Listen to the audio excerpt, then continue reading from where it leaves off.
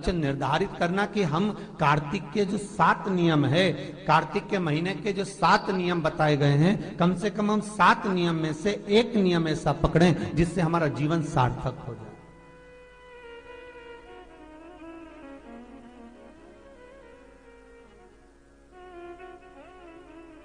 आप भले 7 नियम नहीं कर रहे कार्तिक के, भले एक नियम करो, पर वो नियम हमारा पूर्ण चलना चाहिए, उसकी नियम की पूर्णता पूर्ण होना चाहिए।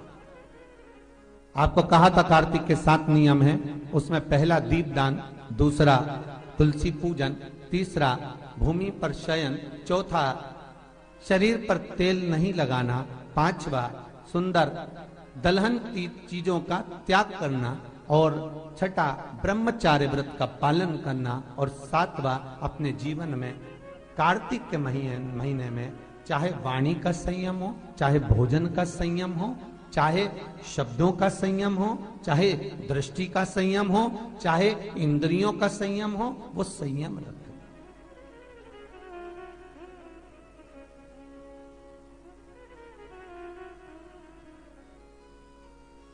वो संयम धारण करना।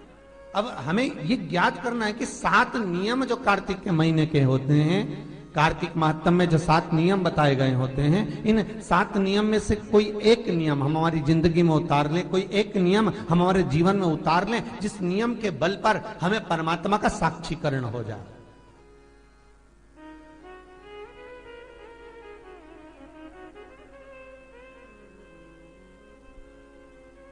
कोई एक नियम।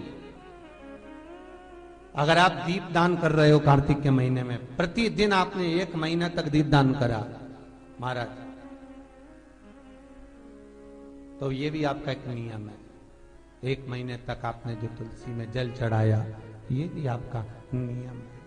आपने अगर वाणी पर संयम रखा है, ये भी आपका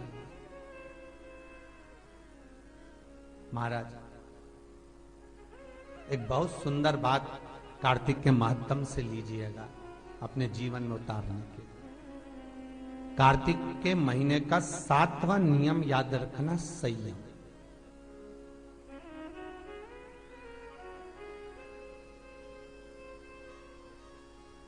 किस समय पर किस चीज का संयम होना चाहिए, ये हमारे